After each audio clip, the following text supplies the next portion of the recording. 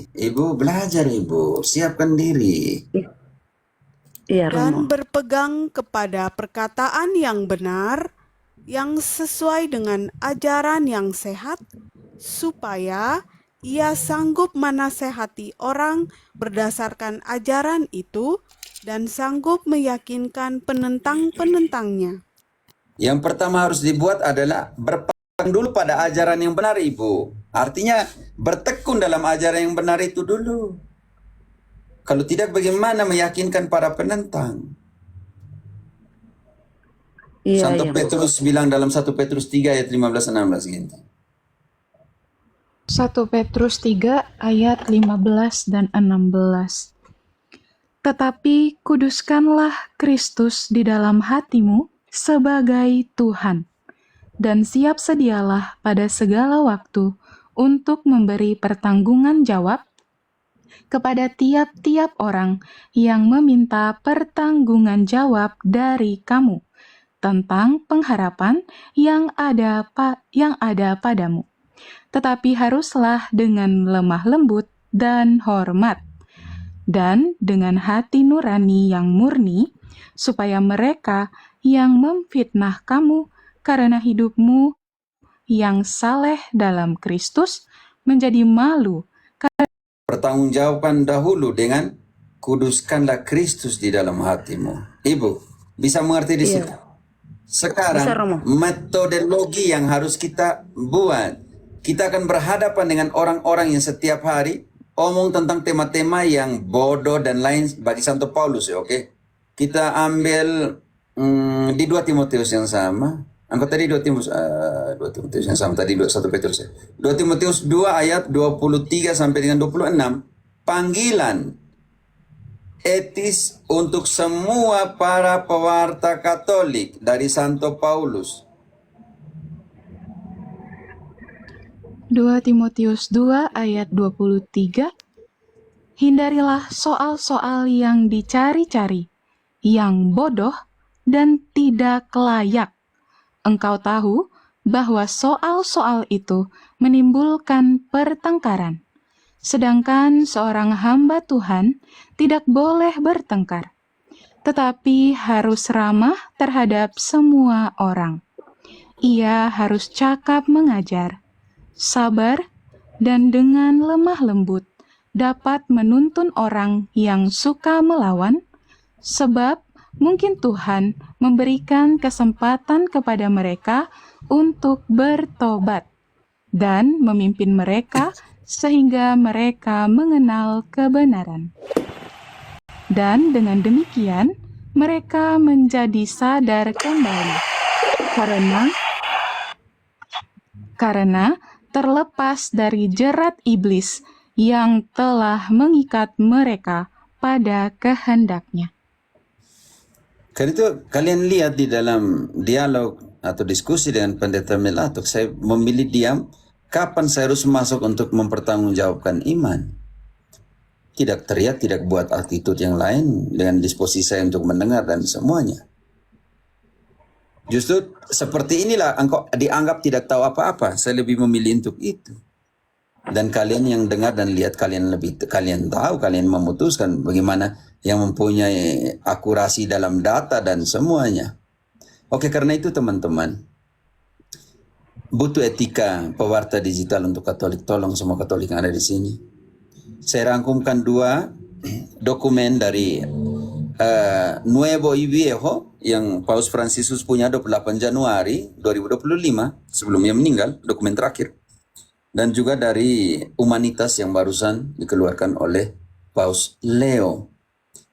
Etika pewarta digital menemukan hati di era artifisial. Bagaimana kita menemukan hati di era artifisial. Teman-teman bantu dulu, walaupun ini Zoom punya, tetapi nantilah kita bagi di Zoom, tapi saya buat kilas balik cepat.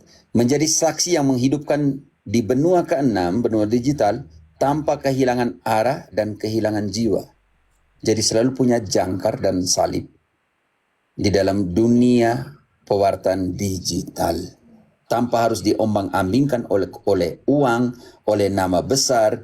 Yang seperti ada yang bilang, saya punya figur kan lebih banyak. Ini yang sudah kehilangan arah dan kehilangan jiwa di tengah dunia digital ketika mengatakan saya lebih punya viewer, seolah-olah kebenaran itu bergantung kepada viewermu. Paradoks benua ke-6. Terkoneksi namun terisolasi. Dunia maya, ilusi, identitas dibangun dengan jumlah like setiap pagi. 5.000 tambah teman di daftar media sosial menjadi kebanggaan besar. Ruang diskusi dipenuhi dengan provokasi untuk menarik viewer. Dunia nyata realita, kekosongan dan kekeringan hati yang mendalam. Kursi pemakaman yang kosong dan autisme sosial. Orang akan puji engkau di ruang digital. Tetapi ketika engkau mati dan dibawa ke kubur, berapa orang yang menemani? Kursi pemakaman yang kosong dan autisme sosial. Luka kemanusiaan akibat ad hominem dan penghakiman. Ketika kita hidup di era di mana perangkat mendekatkan yang jauh, namun pada saat yang sama menjauhkan yang dekat. Krisis pewarta. Niat awal mewartakan kebenaran, tergoda oleh keramaian algoritma. Distorsi metode mencari perdebatan, makin banyak ribut makin di situ. Fokus pada menang debat bukan memenangkan jiwa. Apa yang terjadi setelah perdebatan dengan Mel Atok? Semua posisi mencari pembenaran. Apalagi sekelas pendeta Mel Atok di YouTube-nya itu, di TikTok-nya memuatkan kesedihan namanya kesedihan akademis dan logika. Ketika memuat tema-tema judul-judul bombastis di sana. Kehancuran etika personal, serangan personal yang terjadi menggunakan caci maki atau hominem dan banyak hal lagi yang kalian lihat. Kadang saya dibilang ini, dibilang itu, kalian jadi saksi mata dari semua. Banyak orang menjadi seteru salib Kristus. Kita lupa bahwa ruang Katolik sering dipijamkan untuk menghancurkan dinamika karakter seorang atas nama pewartaan. Atur utama minus malum. Carilah kebaikan terbesar dan hindarilah keburukan yang terkecil yang bisa terjadi dalam hidup. Hindari keburukan terbesar dan berjuanglah menghindari keburukan terkecil dalam setiap kata. Jangkar harapan di tengah arus artifisial. Kecepatan teknologi tidak bisa dihentikan. Paus Fransiskus mengingatkan kita bahwa kita tidak menolak kecerdasan buatan, namun kita harus memegang teguh prinsip-prinsip dasar kekristenan. Tanpa jangkar, hanya terbawa relativisme dan ego. Relativisme dan subjektivisme akan menghanyutkan Katolik tanpa jangkar doktrinal. Dengan jangkar salib, mute-kan dulu yang lain. Menjaga stabilitas, tolong di-mute-kan teman-teman. Belum diminta untuk omong, mute-kan dulu. Dengan jangkar salib, menjaga stabilitas, etika pewartaan meskipun diombang-ambingkan oleh badai informasi. Ingat ketika simbol adalah perahu kan dengan jangkar dalam jubileum itu. Kompas eksistensi pewarta, tolong. Dari mana kita datang penciptaan? Diciptakan menurut gambar Allah, diberi nafas kehidupan untuk memelihara dunia, bukan merusaknya. Di mana kita berada? Dunia digital sekarang ini. Diutus ke tengah dunia yang penuh kegelapan, Yohanes 3:16, untuk menjalankan perintahnya dan membawa terang. Terkadang kita lihat posisi di sini, seorang pewarta tapi berdosa. Dan banyak orang Katolik menggunakan posisi kebutaan seorang pewarta untuk memadamkan terang pelita yang sedang dia hidupkan, yaitu firman Allah, supaya orang lain bisa melihat jalan. Kesedihan di dalam dunia pewartaan. Kadang musuh terbaik kita adalah orang-orang terdekat kita. Kemana kita akan pergi? Ini krisis eksistensial. Dari mana kita datang kita tidak tahu. Di mana kita pergi, di mana kita berada kita tidak tahu. Dan kemana kita akan pergi kita tidak tahu. Dimensi eskatologi dalam pewartaan. Berjalan kembali menuju rumah Bapa, meninggalkan jejak yang membawa orang lain ikut serta. Karena itu saya selalu katakan bahwa jangan pernah cemas. Sampai di mana kamu akan tiba dalam hidup ini, cemaslah bahwa di dalam setiap langkahmu engkau meninggalkan jejak. Supaya orang lain bisa ikut seperti engkau menuju rumah Bapa.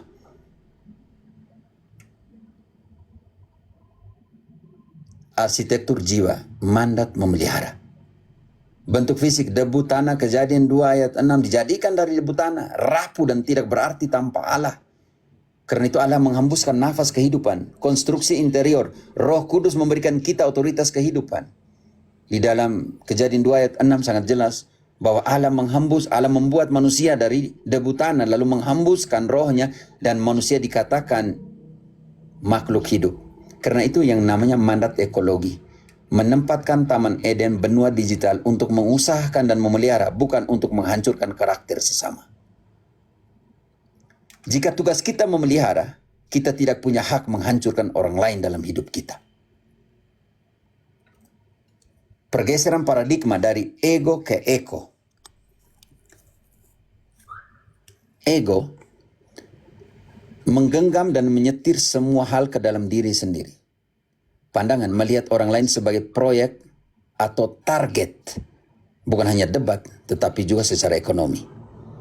Sikap dominan, manipulasi, dan mencari validitas like. Lihat sekarang, dengan bombastis dari semua judul-judul yang dibuat di TikTok, di YouTube, dan sebagainya. Bombastis.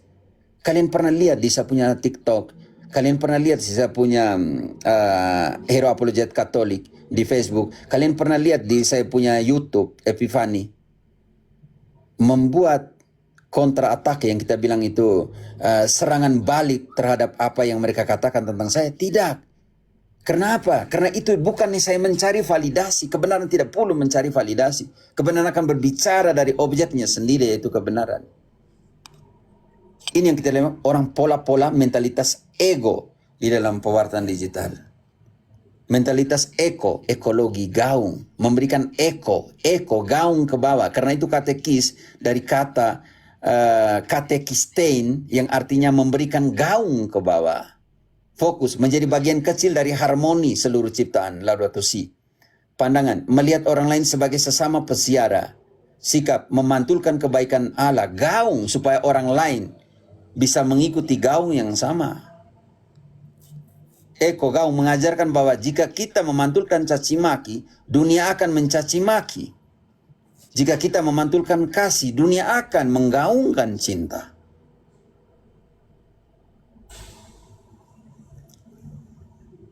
Dan waktu saya dengar pidatonya atau seminarnya KDM ya, Bang Dedi di Papua, dia bilang, jangan datang ke Papua dengan perang, datang ke Papua dengan cinta. Datang ke Papua dengan cinta. Jangan datang dengan senjata. Itu gaung yang sementara dilakukan. Jangan sampai Bang Dedi yang tidak tahu tentang ajaran Katolik, tidak punya kitab suci Katolik, lebih Katolik dalam sikap hidup daripada yang kita yang dikatakan Kristen ini.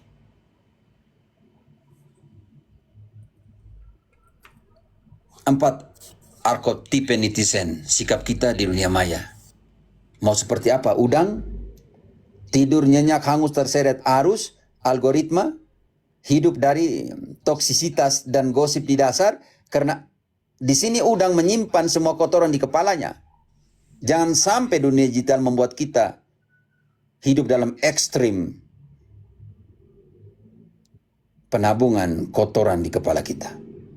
Mau hidup seperti lalat, sang pembusuk mencari-cari luka, kesalahan, dan relativisme, nikmati bakteri perpecahan? Atau jadilah salmon dan lebah di tengah dunia yang dipenuhi dengan udang dan lalat? Digital.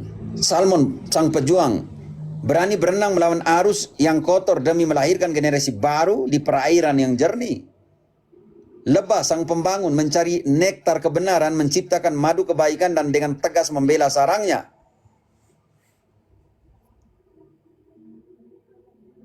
Ada yang mau bahan ini kah? Arsitek etika hati, 1 Timotius 1 ayat 5. Di mana hatimu berada, di situ hartamu berharga. Jika engkau menaruh hati yang sakit, maka pewartamu akan menghasilkan penyakit. 1 Timotius 1 ayat 5. Halo. Timotius 1 Timotius 1 ayat 5. Tujuan nasihat itu ialah kasih yang timbul dari hati yang suci dari hati nurani yang murni, dan dari iman yang tulus ikhlas. Penting sekali. Hati yang suci menyucikan Kristus. Nasihat itu timbul harus dari hati yang suci. Menyucikan Kristus dalam batin sebelum mengetik satu kata pun. Katolik. Jangan buat yang sama seperti Protestan yang membuat. Baca kembali bagian pertamanya. Tujuan nasihat itu ialah kasih yang timbul dari hati yang suci. Tahan dulu. Timbul dari hati yang suci. Menyucikan Kristus dalam batin sebelum mengetik satu kata pun di dunia mayamu. Lanjut. Nasihat, tujuan dari nasihat itu untuk apa? Lahir dari hati yang suci, apa lagi? Dari hati nurani yang murni, dan Membedakan dari iman, iman yang dulu. Ada 3 hal penting di situ. Membedakan motivasi, apakah ini untuk Tuhan, apakah ini untuk pamor pribadi. Ingat, Pendeta Melatok, kontrol semua komentar yang lagi dibuat di TikTokmu, di YouTubemu, dan lain sebagainya. Dengan tema-tema, dengan judul bombastis itu. Membedakan motivasi, semua judul yang kalian pasang itu. Apakah ini untuk Tuhan, ataukah untuk pamor pribadimu. Ketiga, tujuan dari motivasi, etika hati itu apa? dan dari iman yang tulus ikhlas. Kasih Allah yang dicurahkan oleh Roh Kudus. Apa yang Roh Kudus taruh di hatimu? Bantu dulu.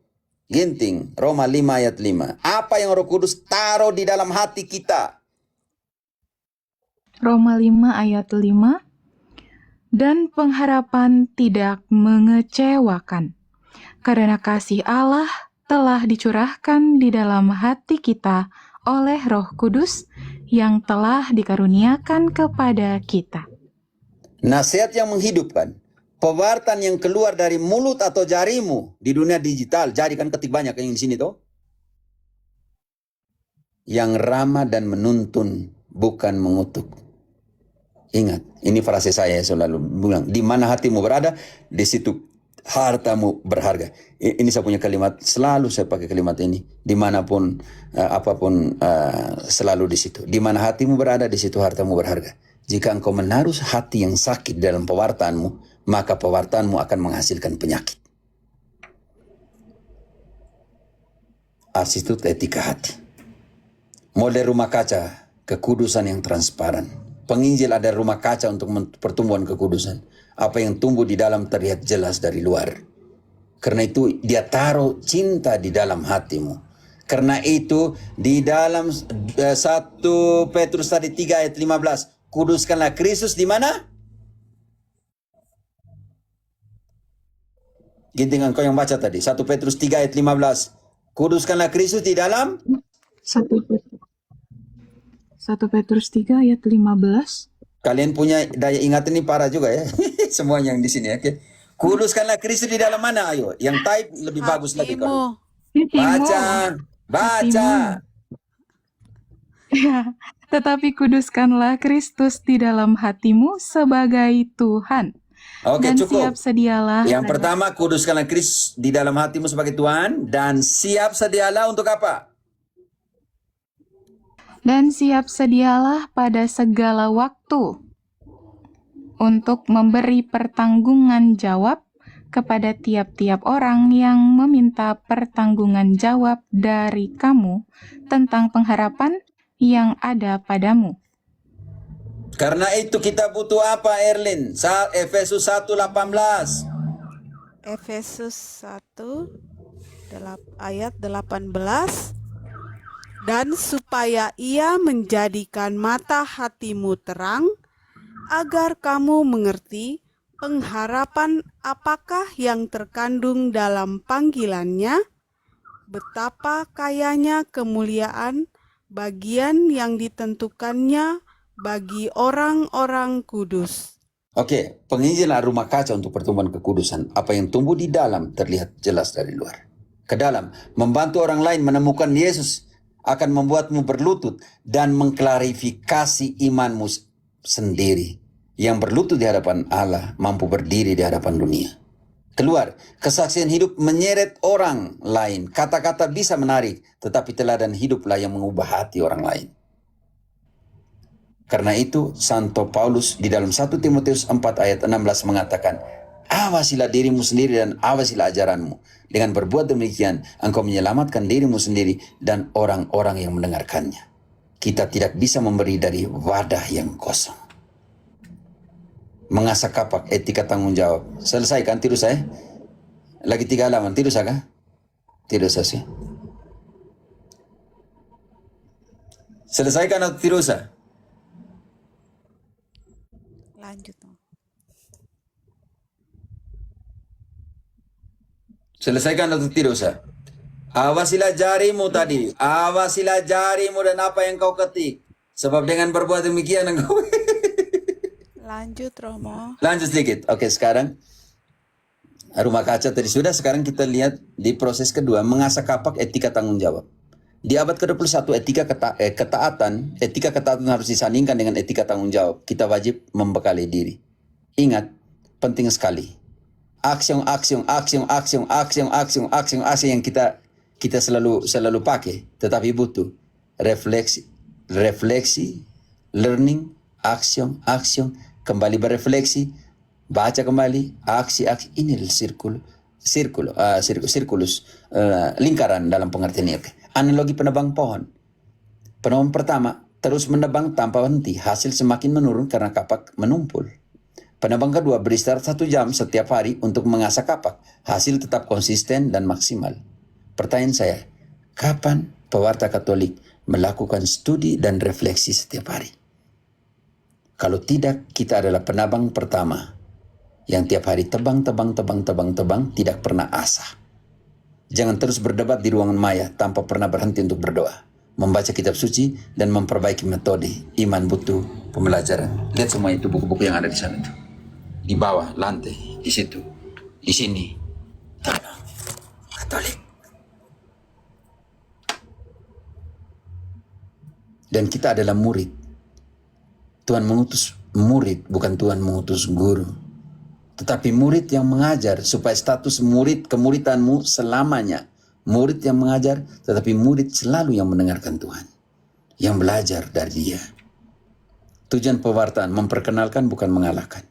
Yang harus dihindari, mencari-cari persoalan bodoh yang menimbulkan pertengkaran. Yang tadi kita sudah lihat di 2 Timotius 2, 23-26 yang kita baca, tetapi kita belum baca di Titus 3 ayat 9-11. Tolong dibantu baca dulu. Sambil cari, saya baca dulu di sini. Yang harus dihindari, mencari-cari persoalan bodoh yang menimbulkan pertentangan, menganggap memenangkan argumen sama dengan memenangkan jiwa, memaksakan pertobatan melalui kekerasan kata-kata. Hati-hati loh, yang terjadi selama ini. Makin terjadi pembenaran di judul TikTok, di judul YouTube, dan lain sebagainya. Sedangkan seorang hamba Tuhan tidak boleh bertengkar. Harus ramah, sabar, dan cakap mengajar dengan lemah lembut. Memperkenalkan mereka kepada kasih Kristus melalui persahabatan agar Tuhan menuntun mereka. Oke, sekarang kita baca di Titus ini keras loh. Di Titus 3 ayat 9-11 keras sekali. Titus 3 ayat 9, tetapi hindarilah persoalan yang dicari-cari dan yang bodoh, persoalan silsilah, percekcokan, dan pertengkaran mengenai hukum Taurat, karena semua itu tidak berguna dan sia-sia belaka. Seorang bidat yang sudah 1-2 kali kau nasihati, hendaklah engkau jauhi. Engkau tahu bahwa orang yang semacam itu benar-benar sesat dan dengan dosanya menghukum dirinya sendiri. Oke, meninggalkan jejak bukan sekadar argumen. Saya tahu saya seorang buta, mungkin besok lusa minyak yang ada di pelita sudah kosong, sudah tidak sumbu, sudah kering. Tetapi ingat bahwa kalian pernah melihat jalan yang benar. Meninggalkan jejak bukan sekadar argumen. Bendahara yang bijak dalam Matius 13:52 ini gila ya dalam pengertian ini. Pandai mengeluarkan harta yang lama, tradisi, kasih, dengan wadah yang baru, teknologi media sosial. Bantu dulu. Hebat sekali ini. Ngiting? Matius 13:52, Markus 3:13. 52. Maka berkatalah Yesus kepada mereka, "Karena itu setiap ahli Taurat yang menerima pelajaran dari hal kerajaan sorga itu seumpama tuan rumah yang mengeluarkan harta yang baru dan yang lama dari perbendaharaannya." Oke. Pandai mengeluarkan harta yang lama, tradisi, kasih, dengan wadah yang baru, teknologi, media sosial, dan lain sebagainya. Berjalan bersama dengan Tuhan ketika dia memanggil para rasul, tujuan pertama dia panggil untuk apa? Markus 3:13, untuk apa? Yesus panggil pertama para rasul untuk apa? Markus 3:13. Kemudian naiklah Yesus ke atas bukit. Ia memanggil orang-orang yang dikehendakinya, dan mereka pun datang kepadanya. Lanjut. Yang Ia pertama menetap- datang kepada dia. Datang kepadanya. Yang kedua, Ia menetapkan 12 orang untuk menyertai dia dan untuk diutusnya memberitakan Injil. datang kepada dia, menyertai dia, dan pergi mewartakan. Cemaslah. Cemaslah saudara dan saudariku. Cemaslah. Hanya jika langkahmu di dunia digital tidak meninggalkan jejak kasih yang bisa diikuti oleh orang lain menuju Bapa. Hiduplah sebagai gaung dari cintanya. Terima kasih. Cemaslah hanya jika langkahmu di dunia digital tidak meninggalkan jejak kasih yang bisa diikuti oleh orang lain menuju Bapa. Hiduplah sebagai gaung dari cintanya yang abadi. Oke. Mulai dari sekarang, awasilah jarimu dan apa yang kau ketik.